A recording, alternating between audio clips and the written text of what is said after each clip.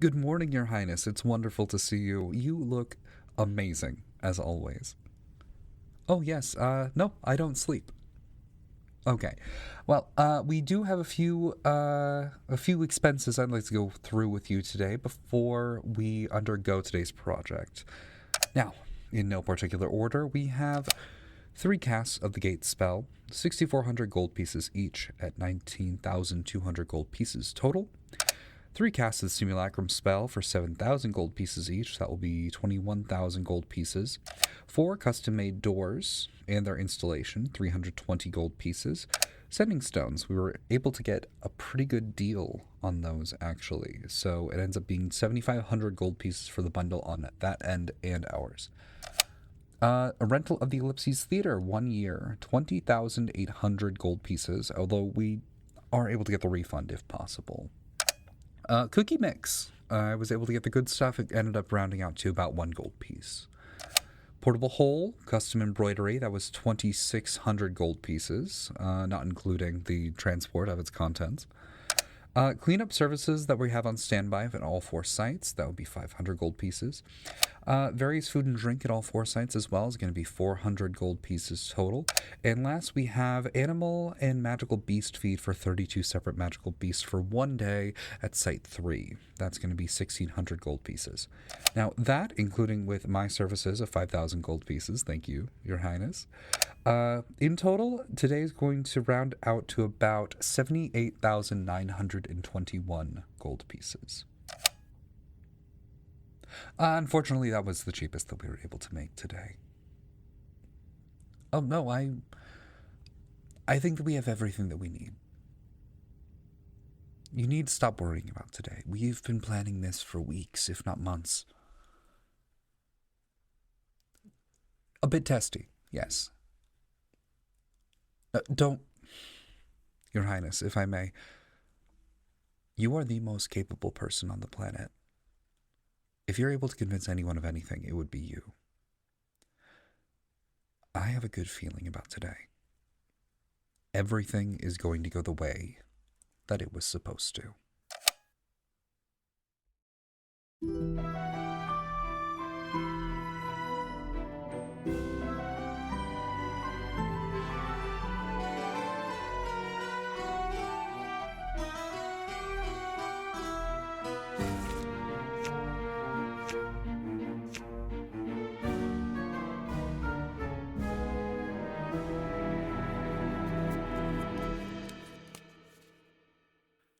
Welcome, everybody, to Stories Told Again. I'm your DM for the evening, Austin Sherlock Baki. Now, the 4 players that I have here with me are about to have their own meeting with one of the most powerful people in the world, and I could even potentially say worlds. So my question to the 4 of you is, what do you hope to get out of that meeting? Hi, I'm Rayne. I play Vox. And, what does Vox want from the Fractal King? I don't think Vox wants anything that the Fractal King could give in the place that they are at the end of last episode. So I'm excited to see what the offering could even be.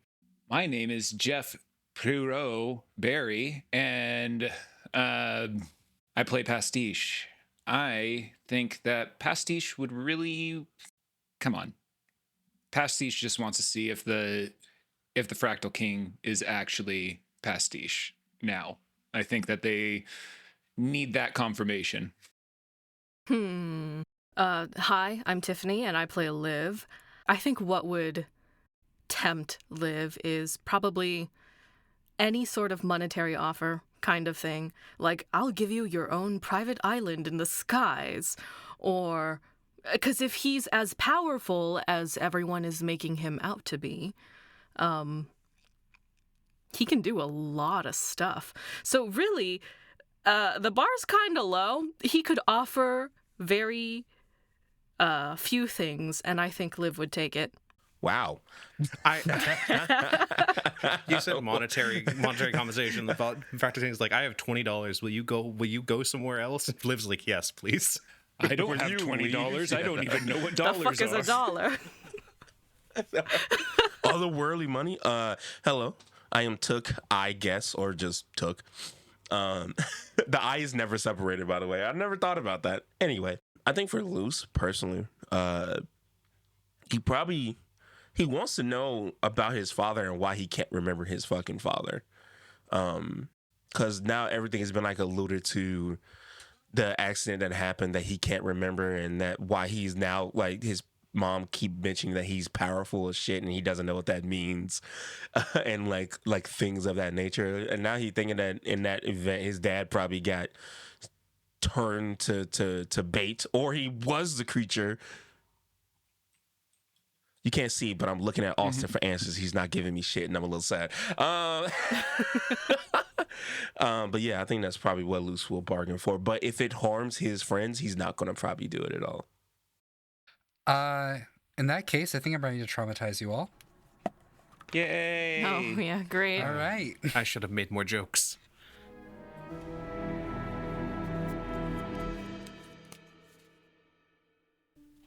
Everyone make me a wisdom saving throw. Just immediately off the damn. bat. Right off the bat. I didn't even roll these.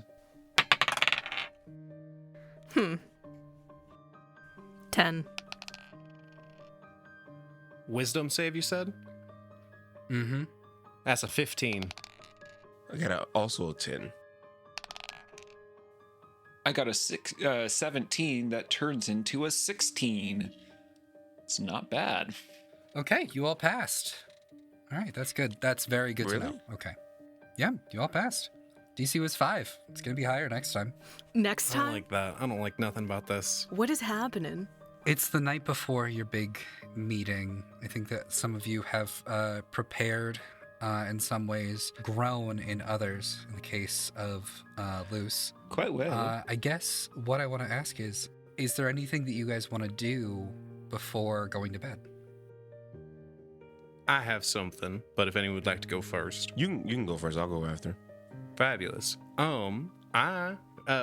Vox gets back a little later in the evening, and I think is gonna go find Pastiche wherever they might be.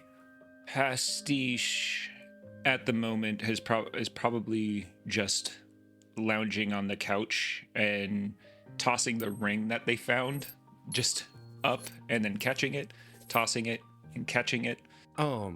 Vox gonna come up, kind of tap on the door frame, just like entryway. Hey, Pass. Mind help me with something? They toss it up and then look over at you. And it hits it. They miss it with their hand. It hits him like right in the eye. Ow! Oh, sure. Oh, that did not feel good. I can imagine this is gonna be a great start. I don't know what tomorrow's gonna look like, but I figure if we need to find a place in town to hide, this may not be the most secure position very long. I was wondering if you might be able to help me poke around some spots in town where the collective may not have quite the same hold. Like, are you looking for a set? I want to find where the seedy underbelly of this town is. Oh, where the crime happens? Exactly that. Yes. You know, that sounds like a lot of fun, and I'm sure that if we ask around, we'll find it very easily. I think you and I think this will work better if we do this in a very particular way. Would you mind, and Vox will take their hat off and hand it to Pastiche, being me for an evening, and do your best to embody my personhood. Pastiche gets like a pretty like devilish grin. Like it gets a little bit bigger than it should. A lot of teeth are showing. Are you sure? I think normally this would unsettle Vox, or like you would see in that something like this would have unsettled Vox. Vox matches with a smaller grin, but that same hint of mischief, and says, absolutely sure. Do I get your gun? We'll see. Oh, please? I just need half hour, and I'm going to attune to the Fabulous gem, fabulous gem, Austin, for the disguising effect of it. Yeah. Actually, this is the first time you're using that. Could you read the description for everyone at home who doesn't know what this is? The option I'm going to be using has two options for counterfeit coins, but I'm going to be using illusionary fashion. You can magically change the appearance of your clothing and armor. You can change the style, color, and apparent quality of what you're wearing, or you can make it appear as if you were wearing different garments entirely. My goal is I'm going to make myself look like what Kor was wearing as a scholar from the... going to change my apparel to look like what Kor, that Goliath I met's City of Ghosts outfit is. And I'm going to pull my hair down, put up a tiny touch to glamour up my eyes, and I'm going to embody and make myself look like Ayana. All right, so this could either be that you make like a series of performance checks throughout the evening. I would say with advantage, because like where you're going, I'm assuming Ayana would not necessarily like be in like her day to day. Or this could just be like you do one straight performance check, and that will carry you for the entire evening. That's up to you. I feel like one roll would be more fun, but my goal here and why I want to include Pastiche is that I want Pastiche to go forward as Vox, so I can use Pastiche's charisma. Okay, that's very fun. My goal is to look like siblings, and we are just scoping out the town, because I am looking for escape routes if the meeting tomorrow goes poorly with the king and I need to throw myself out of a window.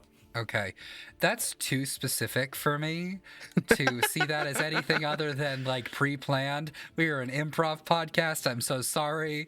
Hey, I have no idea if that's the case, but I need to be prepared for any opportunity, and I will throw myself out of a window at any opportunity. He's gonna make a room with no windows now. That's fine. I have ways. I have particular items to avoid to get to make my own windows. Okay, in that case, I would say that with Pastiche's assistance throughout the evening, if you're doing one straight roll, I would count this as the help action, and you can roll this with advantage. If you're comfortable helping me with that, Jeff. Yeah, sure. Rad.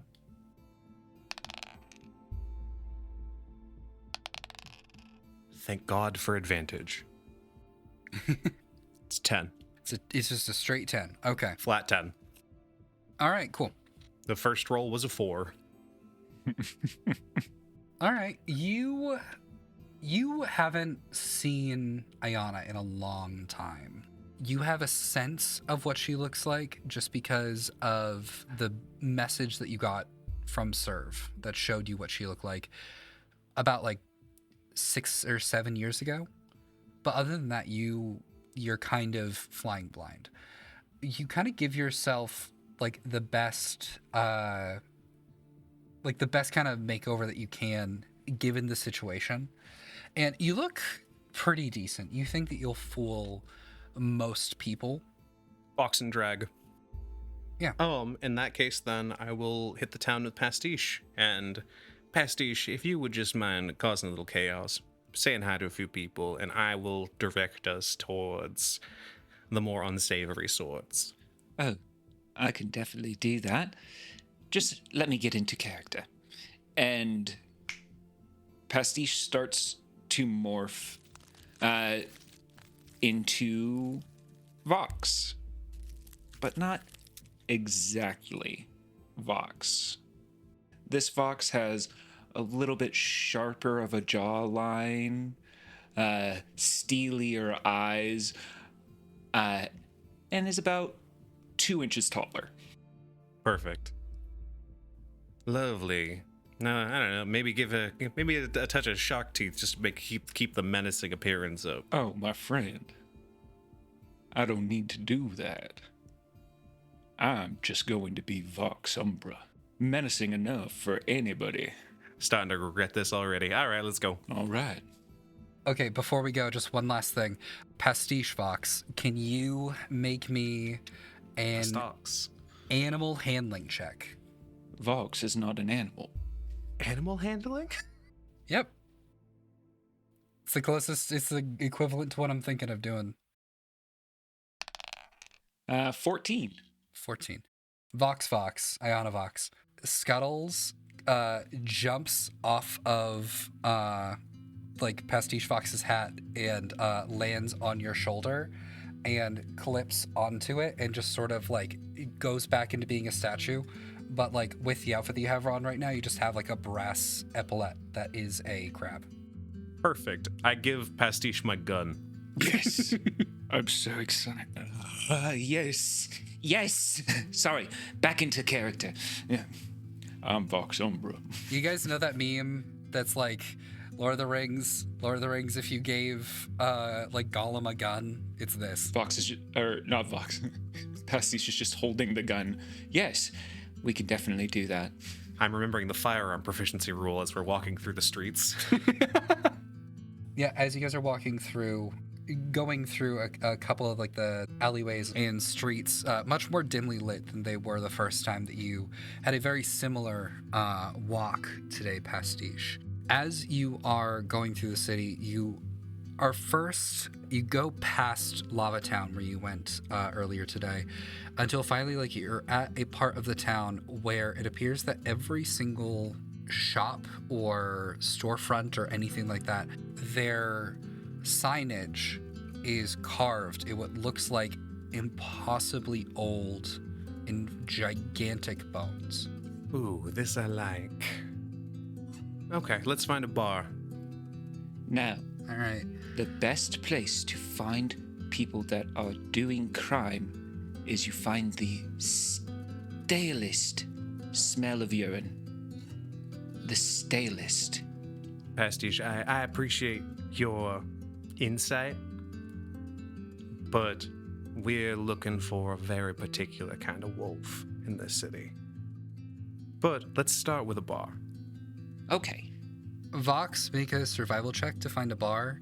Pastiche, make a perception check to smell for stale urine. Can Scuttle give me the help action? Absolutely. Oh.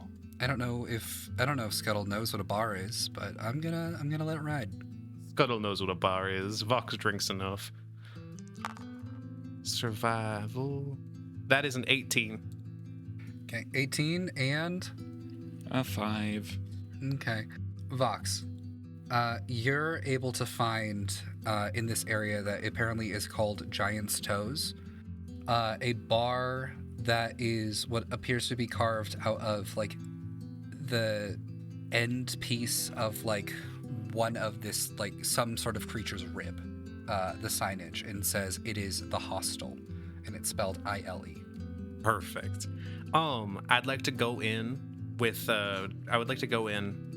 find a spot like to kind of wallflower and then just set Pastiche on the crowd. If you like, pass, go nuts. I'll be right over there. I'm gonna keep an eye out for something. And I basically just want to like establish, while looking at like my understanding of Thieves' Cant, my understanding of like how my insight into like how a mob boss or a kind of like someone who works in the criminal underworld would like sit at their card game, just designate who I think is in the running of this very shady place as like boss, and then we can leave. Pastiche is looking for the phase equivalent to Thieves' Cant throughout.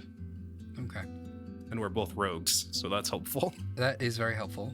Okay, as you walk into what is a very, very like old looking pub with like a chip and splintering bar top, there's like a number of people coming in and out. It appears to be like it's mostly like Genasi's. So you guys are kind of like standing out. It appears to be like primarily like fire and earth Genasi's, probably people that came in from Lava Town. And the moment you step in, both of your feet feel sticky. We're in the right place. Perfect. So, in that case, both of you are looking for Thieves' Cant. Pastiche, make a perception check. Could I perhaps make an insight check looking for what I had mentioned previously? Absolutely. Cool. Another 3, so that's a 5. We're rolling so well, Pass. That wasn't too bad. I rolled that's a 24 insight check. Oh, 24. We're rolling so well, sarcastically, as they get a 24. Pastiche, the music's weird. I forgot that insight is my highest stat.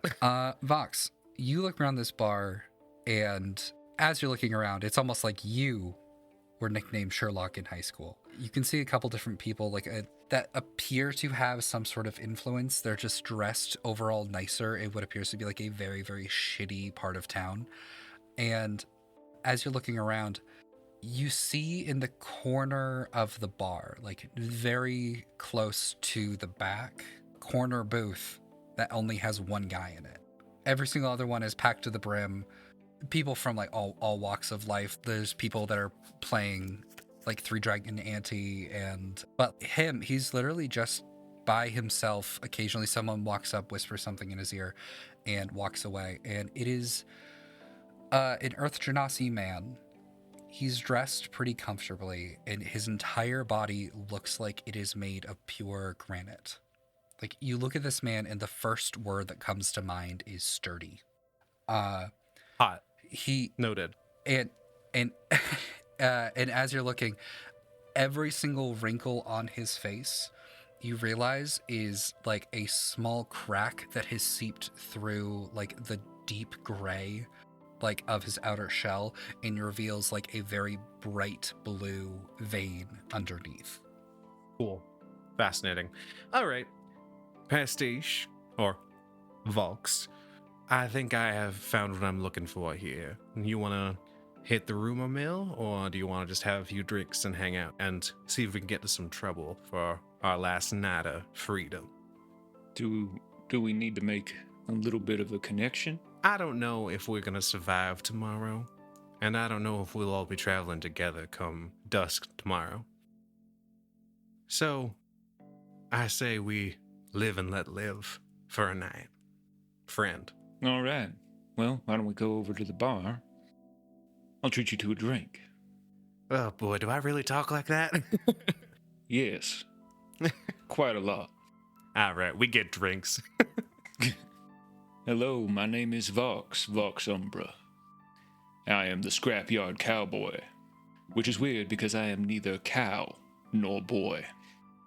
I will take two whiskeys. Yeah, at least you got the drink order correct. Yeah, 2 whiskeys, please. That'd be lovely. Okay. The bartender, who is this like very attractive fire genasi woman whose entire head is basically just like one big matchstick, just looks at you, gives you a thumbs up, and spells out on the bar in like glowing embers the amount of gold and says coming right up, but drops both of them down on the bar. Here you go. Cheers, friend. Cheers. To not dying. What you said. Gulp. You know, Pace, I don't know if I get you still after everything, but I respect your ability to take things in stride. And I do hope more than anything that you do get to be remembered and that there are stories told about you. Well, there will at least be a few stories told about us so far. Let's try to make it a little bit more. Suppose we'll see. It is kind of weird that we're just going to be meeting with me tomorrow.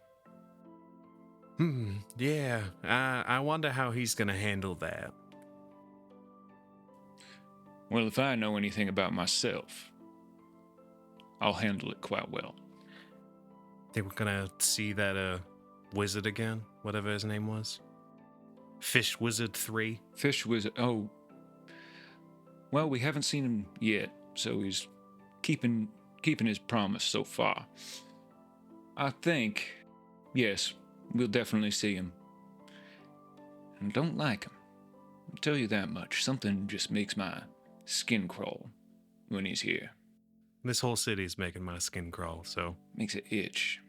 Walking through a sticker bush, if you've ever done that. Just feels I've never seen a sticker bush. I don't even know what that word is. But I am talking to myself, so maybe I've forgotten something. You probably have. Thank God therapy hasn't been invented yet. We only just drink our problems away, friend. Clink. Cut down to Valara in hell, and they just sneeze. As the person who's the closest to giving either of you therapy. On that note, I think when you look at Vox, there is a tiny bit of that pink that has just kind of taken up the bottom half of their iris. Especially, it's like whenever they've been kind of like flicking their new invocation on and off to read things on the menu, read the primordial kind of kicking around for the Ganassi. But it looks like it just kind of lingers at the iris a little bit. Pest, that actually reminds me. Did you took one of the Valaris pack seeds? Oh, yeah, I did. Did you imbibe it? No. Are you gonna? No, I don't believe so. But I have plans with it. Feel partial to sharing? I'd like to keep that under wraps for now. The less you know, probably the better. Ooh, Plausible deniability and all that. now ain't that ominous. Very well. But, and they pat their chest pocket, I keep it close. I think a deal with Valara is probably the safer option of any other deals that we could have had. They were quite nice, I'll say that. I don't... Devils usually, or demons and devils usually get a lot worse of a rap than they should. I've seen them kill people, but guess what? I've seen everybody kill something at least once. Seems like Fae get a bad rap themselves, too. They do. You did want to make a deal with me at one point, though. I did. I still would. You have something you wanted? Well, you don't trust me. And you shouldn't. Honestly, nobody should trust anybody to a fault. You know, like, we're here, but we never know exactly whose motives are what. I can tell you that I don't want to betray you at all, but I wouldn't hesitate if I had to survive. And I believe that that's kind of how everybody will be. I want you guys to be alive. I'm not afraid to die. But if push came to shove and you betrayed the others, I would betray you. I call to the bartender. Leave the bottle, if you don't mind. Brings over the bottle. Pass. Let's make a deal. Are you sure about that? Do we need to leave the bar? Do you need to be yourself for it to work? Or can I make this deal looking at my face? I'm always myself, my friend. I'll put my hand forward, or extend my hand to you. Let's make a deal that if you ever were to betray me, that you make sure that it's to make sure that the rest of the lives get out alive. And I will make sure that on my life and on Serve's spirit, on any step forward, that I'll ensure that you get to be remembered somewhere and in the biggest way possible. No harm will come to the others from either of us. And if there is harm from either of us, the other will take care of it. And you'll sacrifice my own harm to preserve the safety of the others. Not my death, mind you. I ain't going nowhere. But if push comes to shove, call it penance. You, my friend, have a deal. Clasp it. Stink. Something feels different about this one. Familiar. And we drink the night away, I'd assume.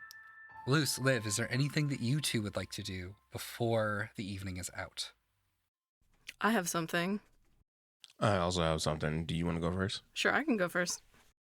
I want to head to the kitchen. Okay.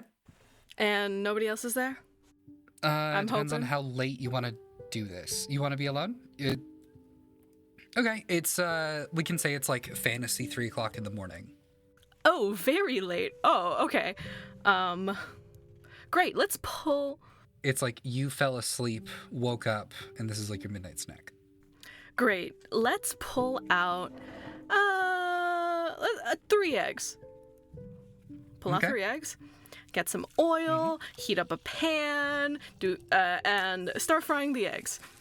And go, Okay. Casper. See if I can summon Casper. Okay, this would either be a tool proficiency for like cooking tools, which you don't have. So I would say that would be either a straight dexterity roll, or I would call this religion or arcana. I'm gonna say, I'm gonna try to make, because I'm not trying to make good eggs. I'm trying to use it to summon Casper. So I think I'll make a religion. That's a nat 1. Never mind. You burn the eggs.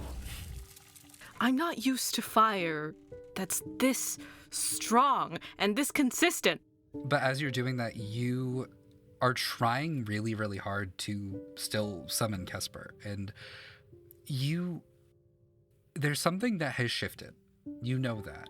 It is, it's literally like written on your arm.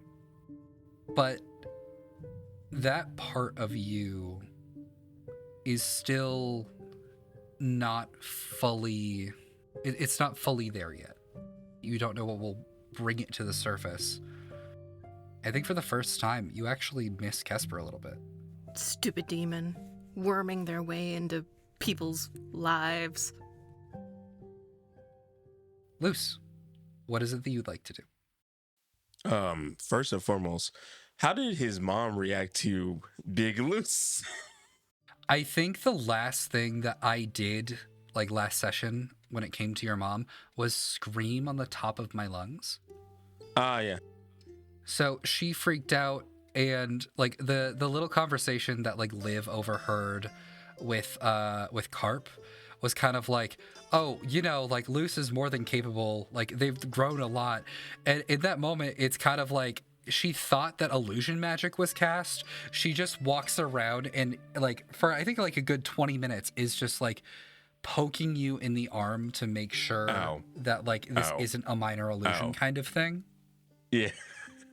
I think at one point she actually like starts beaming with pride. She's like, oh, wait, you can do this now. Okay, hit me as hard as you can. He throws the most like, he doesn't know how to throw a punch. So he just goes, just like very weakly and just like smack her with the front of his knuckles. The moment that happens, she looks at you really hurt, is like, oh, you'd hit your mother? Hey, that's not, you said it. That's not funny. I got you. I got you, Start Stack. Don't worry. All right, I guess Big Stack now. Oh my gosh. Big. Okay. I don't. I'm still freaking out. Also, you should probably teach me how to actually throw a punch, because that was okay. Yeah, we'll go. Pretty pathetic. Yeah, head downstairs. As you guys are heading downstairs, Carp just looks at you, Liv, and is like, Did you guys get like protein powder or something? Like what? Like hell looks good on him, I gotta say. And the two of you go downstairs and like learn how to throw a punch. You were already like hitting a sandbag earlier, and like there's literally a hole in that sandbag. Can you make me an unarmed strike? I have +8 to this now. Do you know how insane it is? Oh my fucking god. Fuck that. I only got a 12. But I still will do 6 damage if I hit, which is insane for a punch. You know what, buddy? We'll work on it. We'll work on it when you come back to Hava, and you'll work on it in the meantime as you're adventuring. So don't worry. Well, Mom, dude, would you like to see something cool? That I can do now? Am I gonna freak out? Maybe. You know what? It's okay. You just do it. I am supporting you. Okay. He's just gonna like in words, put a wound on the bag a little bit, and then inflict wounds it and just melt the bag with like necromancy. Oh, that's so cool. Okay. As you do, like you put your hand out and suddenly like these like deep green and black tendrils come out of your hand, like made out of pure magical force, and the canvas that is making up the sandbag that already has a hole in it starts melting away until like it is literally just a piece of sand. And as it falls away more and more and more, can you make me a luck check? 12. As it goes away, the pieces of sand, the granules themselves, are also melting. Where there was once a sandbag is now a piece of glass in the exact shape of your spell. That's new. Your mom just goes, yeah, that I've never seen that before. Is that is that a Karosa thing, or? It's yeah. And usually when I was able to do it, it was more of in a healing faction. Now it's opposite. I'll also say, to add to it, like, because he now has muscles, when he did it, all of his veins and his muscles kind of glowed that same green in the process, like Bane. As you go through your JoJo stand of turning this into a glass sculpture, your mom looks at you and it's just a little bit different. You literally stopped a murderer today and she still was scared and freaking out. She looks at you and says, I had a lot of talks today with a lot of people. Every single one was talking to me about how amazing you are. I already knew that. I hope you know that I know that. But you're doing things that I am never going to understand. And that doesn't mean that it's a bad thing. It just means that I am going to have to love you a whole lot harder. And I'm going to do that because I need to believe in you. I know that you might not follow Zephyr anymore, which is, it's okay. We're a god of freedom. That's perfectly fine. But just remember that you're always free to come home. I think he'll give her a hug, but he does not know his strength yet, so it's definitely like a back cracking hug. Yeah, you definitely feel like a rib or two crack, and your mom says, "I'm gonna do something I should have done a long time ago." She pulls out from like a haversack at her side the glowing axe that you saw that she was holding in hell, and she holds it out to you. The last time I tried to hold this, I broke a wrist. Okay. And he'll grab for it. The moment that you, it leaves her hand, the glowing actual, axe head disappears, and it's just a stick. Did I scare it away, or? This is something that's been passed down in our family for a long time. It comes from a tree that exists somewhere way, way, way from the north of here on a top of a very, very tall mountain next to a incredibly deep and magical stream. And it turns into something different for every member of our family. And someday you're going to find out what yours is. Oh, okay. So, what I got from that was whatever my heart desires or I'm destined for, that's the weapon I'll get with this? I'm saying this is your inheritance, kiddo. Oh, okay. Thank you, Mom.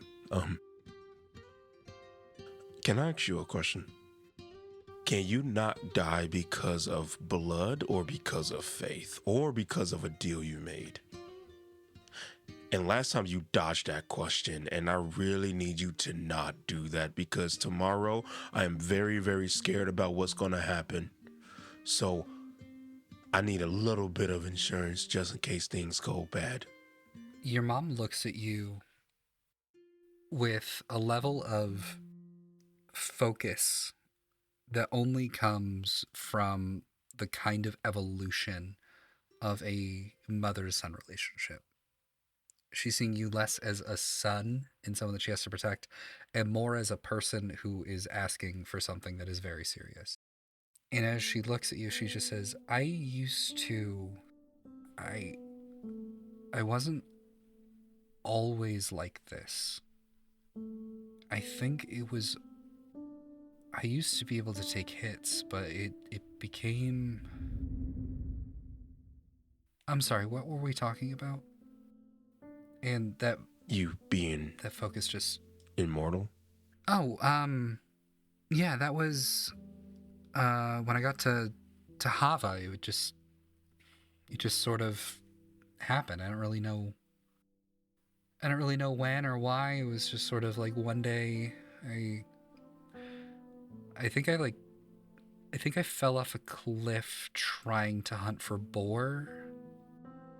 Somebody found me and just cast a spell on me, and usually that kind of magic has a cost, and for me it just doesn't. But it could have happened at any time. I really don't know. Question. That sounded rehearsed, but not by her, and now I'm scared. You thought that was me? No. Like I meant like someone implanted the memory of that into her, so that when anyone asked her, she would say that. Yeah, make an Arcana So- check. I was about to ask, yeah. Oh fuck, this is not the character to do it with. Or religion. I mean, it's you. Even religion is bad. He's not a smart. 5. I'm rolling so bad today. You look at your mom and it's just like, did she actually forget or did something happen? You look at her for a second and you're like, does she need therapy? And that, Yeah. yeah, you're really not sure. He'll just take that and just kind of nod and right. Thank you for telling me that. I will after we have our meeting, I will come back and we'll have lunch. Yeah, absolutely. I'd like that. Okay. And then he will go to sleep after that, or attempt to anyway. Each of you wakes up with an understanding on some level that today is going to change everything.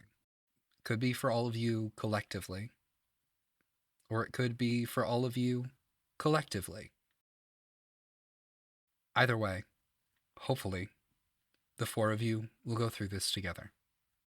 Let's cut over from like waking up in the morning, the being sent off by Carp and Mia, and we'll cut to the 4 of you in front of the City of Ghosts. This massive monolithic structure that looks as if it was cut down in the middle, with one side being made of glass and the other half being made of obsidian.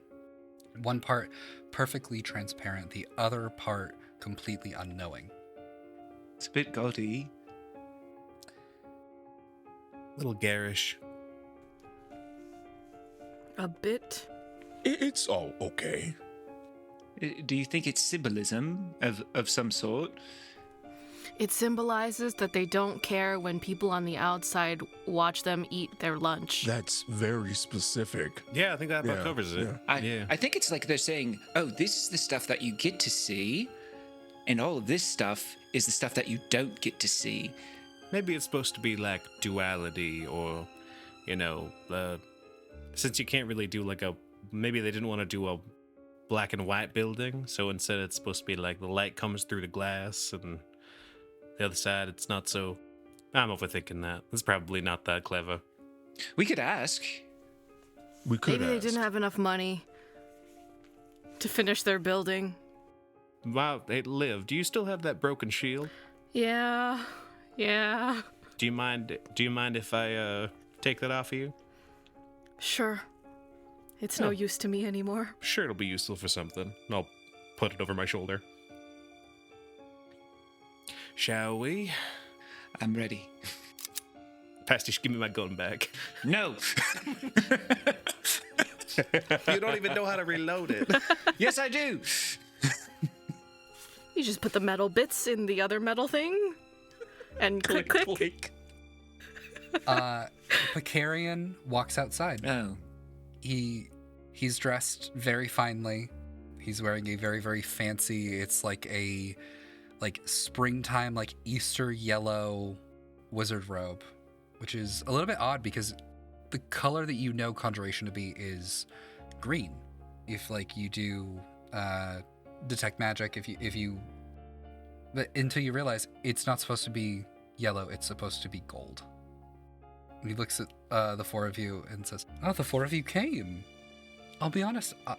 Contract fulfilled. I'll be honest. I was a little bit excited to see what would happen if you did not come here. Regardless, Why would you think that I wouldn't come? We made a deal. You held up yours. I know that you would, Pastiche.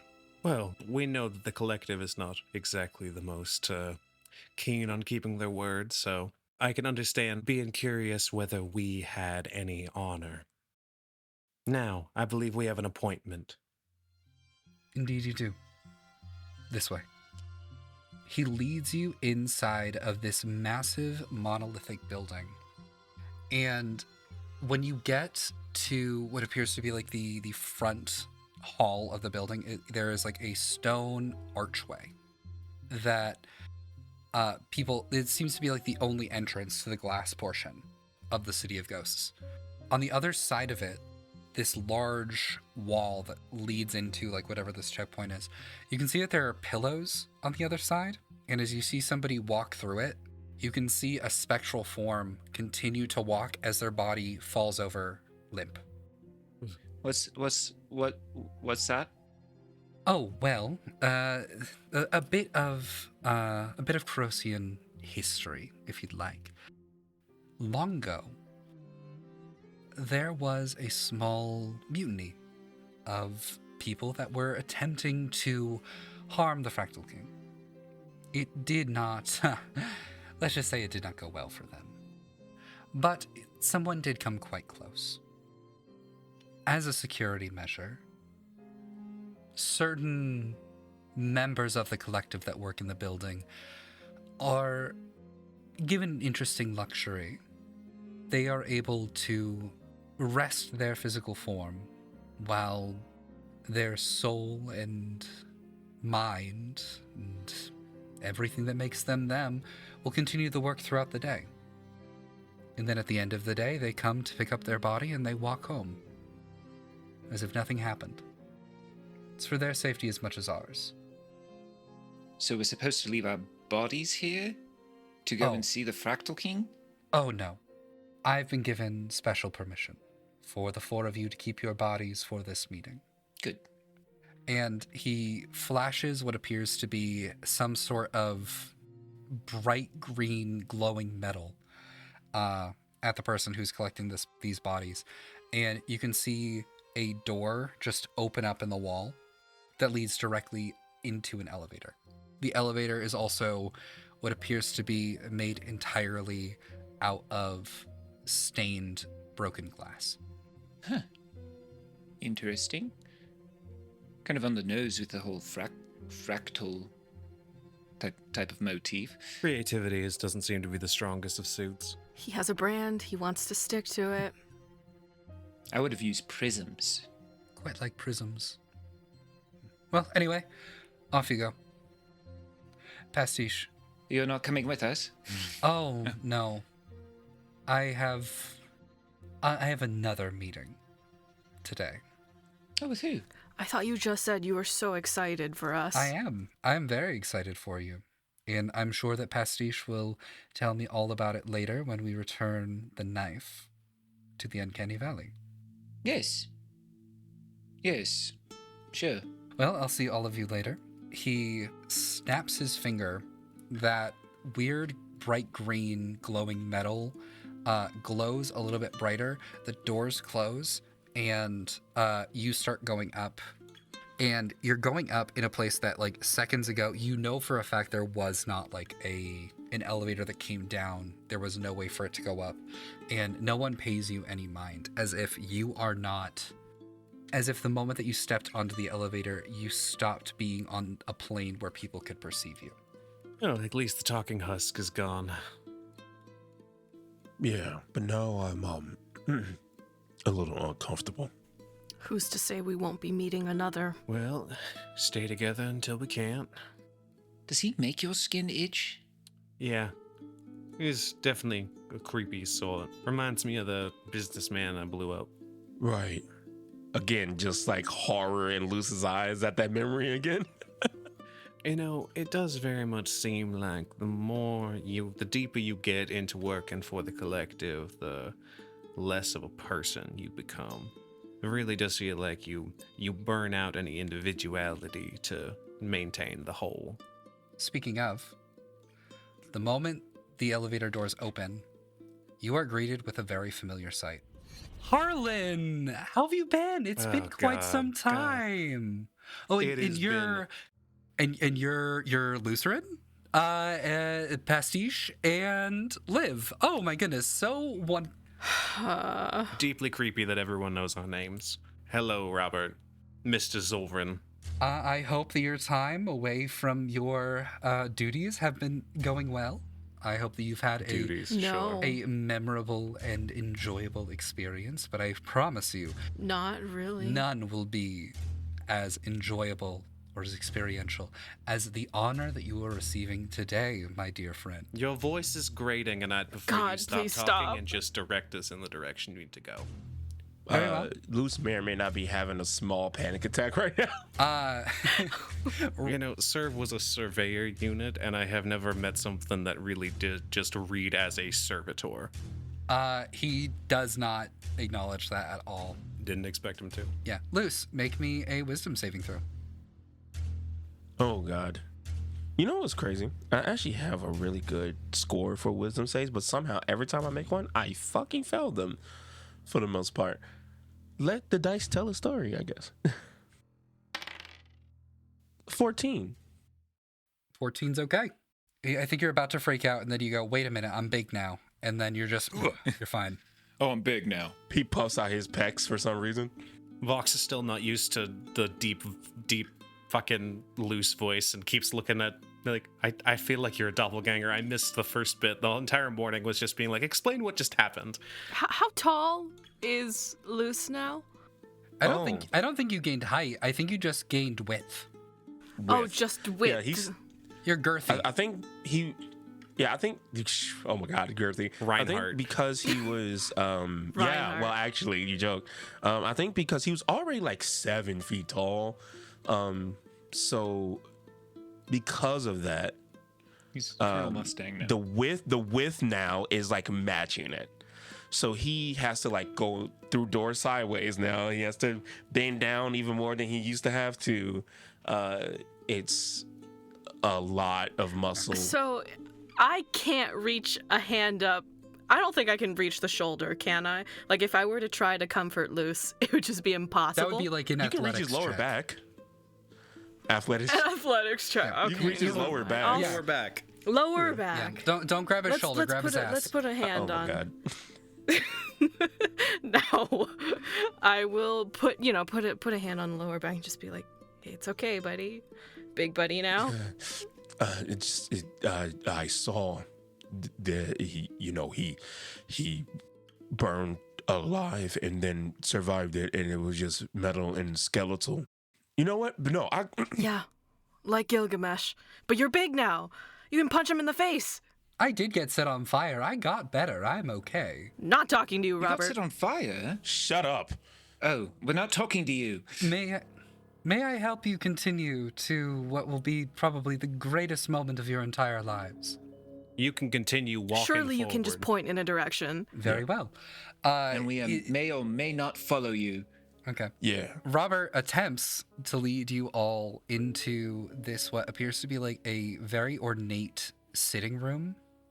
I shoot Robert in the back of the head. No, I'm kidding. Oh, no, I have your gun. I did immediately your have gun instincts. Just like as soon as he turned around, just bah! But I have your gun. Oh yeah, you got your gun. I have another gun. Oh yeah, you got 2 guns. I have both. Real gunslinger. One is a crab. So, as he leads you into this sitting room, there are 4 doors. And without even inspecting them too closely, you know that each one is meant for you, because there's a symbol on each one.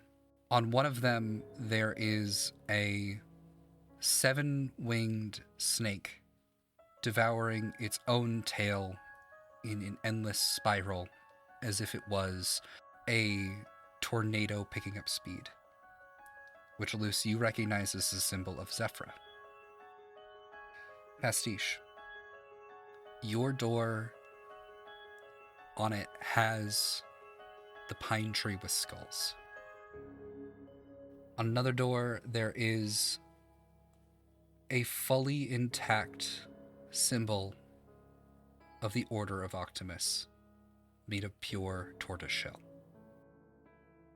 And the last one, Vox, you recognize it because it's on the bottom of Scuttle. It's the potion bottle maker's mark. Each one of these doors is for each of you. You will be the only person who's able to walk through it, and you will be able to come here safely when you are done. You'll be given an offer, a small reward, and I hope that you think of them with the appropriate amount of weight. Regardless, I hope that you all have a wonderful day, and I hope that we all rise together. As he steps backward out of the room, closes the door, and the door just fully disappears, blending perfectly into the wall. Great.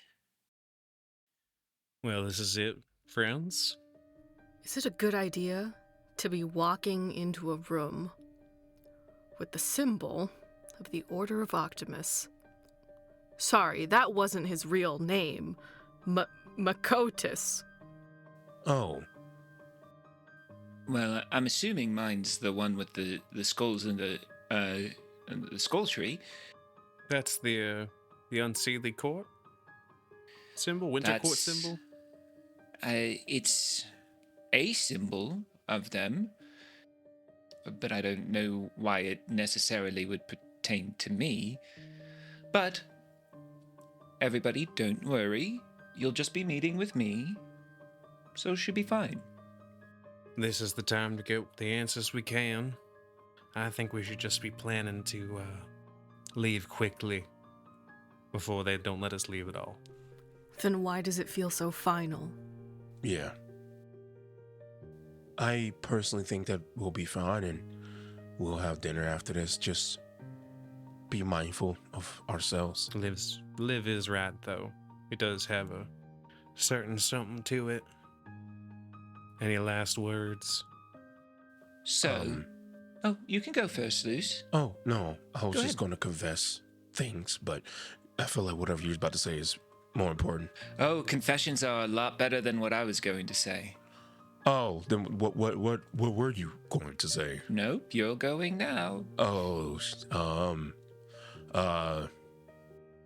I am extremely nervous about what's going to happen. I fully intend on asking about my father and our fate, but if there is going to be a deal that does not agree with me, I'm probably going to say no. And I hope that doesn't put any of you in a detriment if I do so. Yeah. I won't be taking any deals. I've already made the deals that I want. I mean, I do love a good deal, but it has to be a good deal.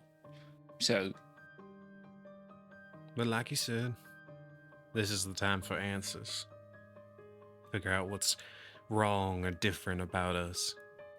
now I will say, with the form of finality that you are feeling, Liv and Luce, every story has a crossroads, an ultimatum that comes up. And maybe, just maybe, that's where we're at right now. Who knows? I mean, we could all die. We could.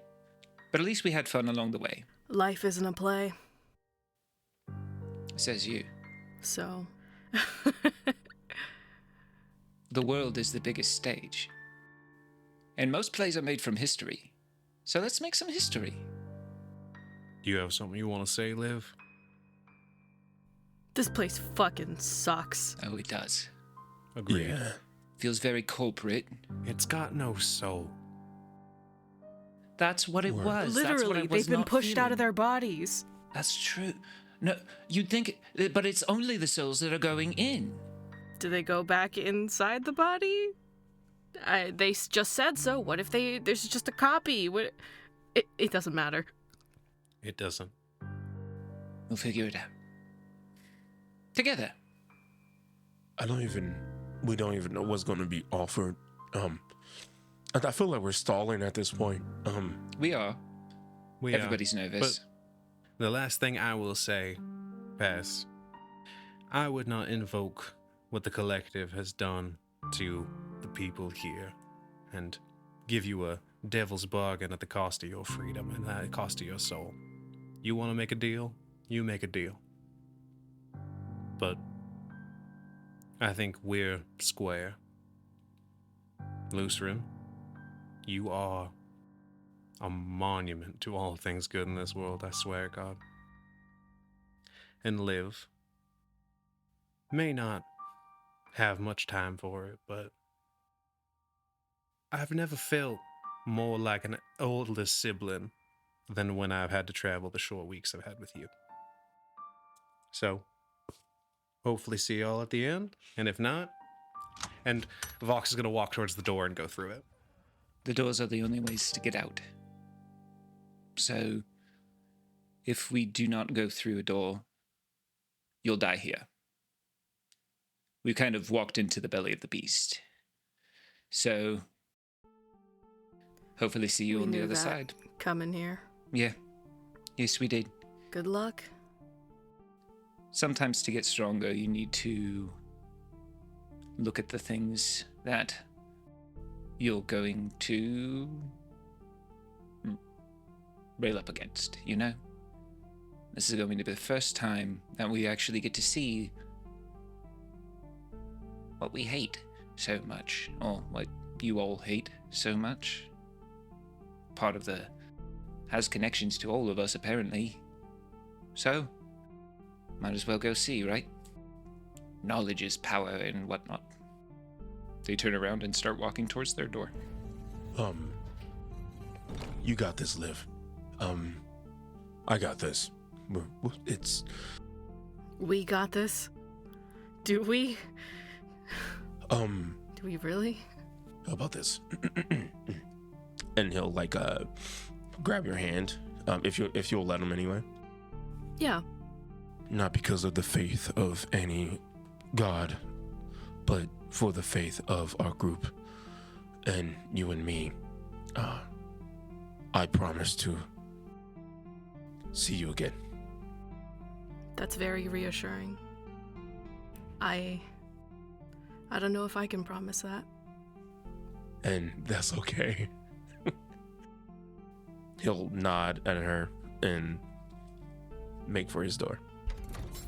I am gonna, 'cause I know for a fact that Casper has been basically crystal ball spying on me for a long time.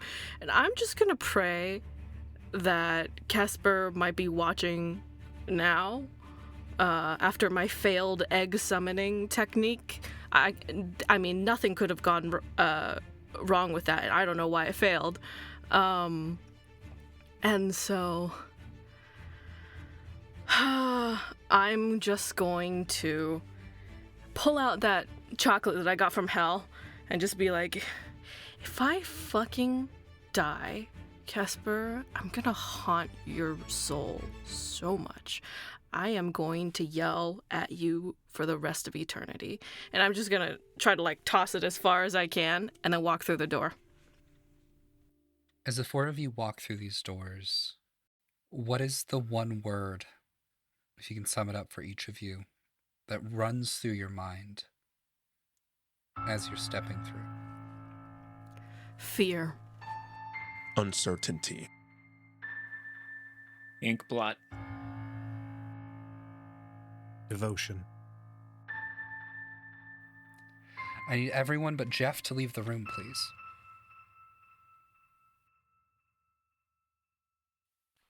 Stories Told Again is a podcast game mastered and produced by Austin Bakke and performed by Tiffany Veprinski as Liv, Rayne Eldridge as Vox, Took I Guess as Luce, and Jeff Barry as Pastiche. Editing by Rayne Eldridge. Mastering by Tiffany Veprinski. The logo and all artwork is done by Beelzebub Hairbinger. A link to their work can be found in the episode description. Lore keeping by Jesse Cleaver. Website and social media by Chelsea Louis. Be sure to rate us 5 stars and follow us on social media, link in description. Thanks for listening, and welcome to the story.